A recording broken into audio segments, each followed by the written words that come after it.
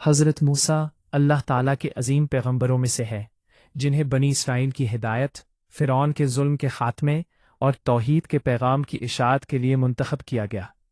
قرآن مجید میں کسی بھی نبی کا ذکر سب سے زیادہ جس نبی کے بارے میں آیا ہے وہ حضرت موسیٰ ہے۔ آپ کی زندگی جد و جہد، صبر، قربانی اور اللہ پر کامل یقین کی روشن مثال ہے۔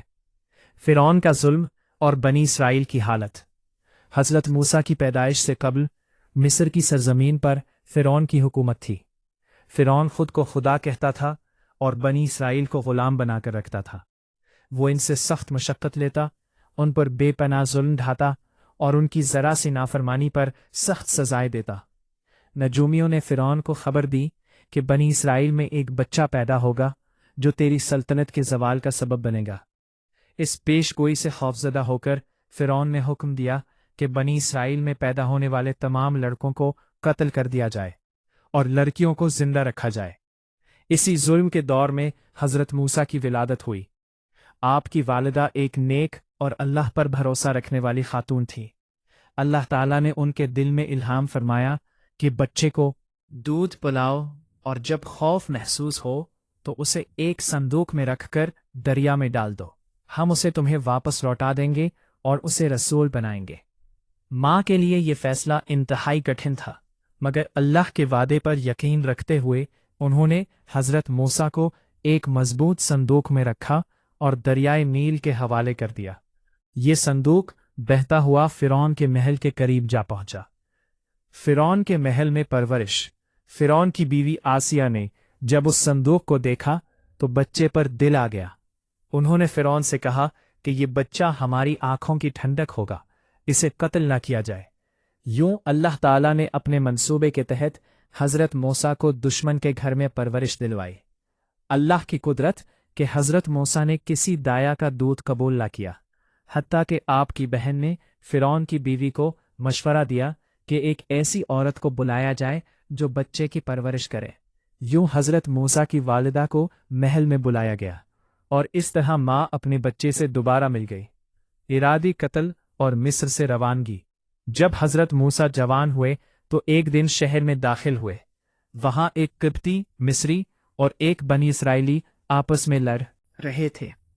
بنی اسرائیلی نے مدد کے لیے پکارا تو حضرت موسیٰ نے قبطی کو ایک مکہ مارا، جو غیر ارادی طور پر اس کی موت کا سبب بن گیا۔ موسیٰ کو سخت صدمہ ہوا اور انہوں نے فوراً اللہ سے معافی مانگی۔ جب یہ خبر پھیلی تو فرعون کے دربار میں حضرت موسیٰ کے قتل کا فیصلہ ہوا۔ ایک خیر خواہ نے آ کر حضرت موسیٰ کو اطلاع دی، جس پر آپ مصر چھوڑ کر مدین کی طرف روانہ ہو گئے۔ مدین میں قیام اور حضرت شعیب سے ملاقات۔ مدین پہنچ کر حضرت موسیٰ نے ایک کنویں پر دو لڑکیوں کو دیکھا جو کمزوری کے باعث اپنے جانوروں کو پانی نہیں پلا پا رہی تھیں۔ حضرت موسیٰ نے ان کی مدد کی۔ بعد میں ان لڑکیوں کے والد حضرت شعیب علیہ السلام نے موسیٰ کو اپنے گھر بلایا۔ حضرت شعیب نے حضرت موسیٰ کو 8 یا 10 سال تک اپنی خدمت کرنے کے بدلے اپنی بیٹی سے نکاح کی پیشکش کی، جسے موسیٰ نے قبول کیا۔ یوں آپ نے ایک پرسکون زندگی کا آغاز کیا اور نبوت کا آغاز۔ مدین میں مدت پوری کرنے کے بعد حضرت موسیٰ اپنے اہل خانہ کے ساتھ مصر کی طرف روانہ ہوئے۔ راستے میں کوہ طور کے قریب ایک آگ نظر آئی، نے موسیٰ سے کلام فرمایا اور انہیں نبوت سے سرفراز کیا۔ اللہ نے حضرت موسیٰ کو 2 معجزے عطا کیے، عصا جو سانپ بن جاتا تھا، ید بیضا یعنی ہاتھ جو بغل میں ڈالنے پر روشن ہو جاتا تھا۔ اللہ نے موسیٰ کو حکم دیا کہ فرعون کے پاس جا کر اسے توحید کی دعوت دے۔ فرعون کے دربار میں دعوت حق۔ حضرت موسیٰ اپنے بھائی حضرت ہارون کے ساتھ فرعون کے دربار میں گئے اور اللہ کا پیغام سنایا۔ فرعون نے تکبر سے انکار کیا اور موسیٰ کو جادوگر قرار دیا۔ مقابلے کے لیے جادوگروں کو بلایا گیا۔ جب مقابلہ ہوا تو موسیٰ کا عصا جادوگروں کے سانپوں کو نگل گیا۔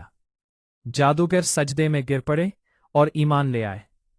فرعون نے انہیں سخت سزائیں دی مگر وہ حق پر قائم رہے۔ اسرائیل کی نجات اور دریا کا معجزہ۔ فرعون کے انکار پر اللہ تعالیٰ نے مصر پر مختلف عذابات نازل کیے، مگر فرعون باز نہ آیا۔ آخر کار اللہ نے موسیٰ کو حکم دیا کہ بنی اسرائیل کو لے کر راتوں رات مصر سے نکل جائے۔ فرعون اپنی فوج کے ساتھ پیچھا کرتا ہوا دریا تک پہنچا۔ اللہ کے حکم سے حضرت موسیٰ نے عصا مارا، دریا پھٹ گیا اور راستہ بن گیا۔ بنی اسرائیل گزر گئے، مگر فرعون اور اس کی فوج غرق ہو گئی۔ بنی اسرائیل کی نافرمانیاں اور تورات نجات کے بعد بھی بنی اسرائیل بار بار نافرمانی کرتے رہے۔ حضرت موسیٰ کو کوہ طور پر بلا کر تورات عطا کی گئی، مگر پیچھے قوم نے بچھڑے کی پوجا شروع کر دی۔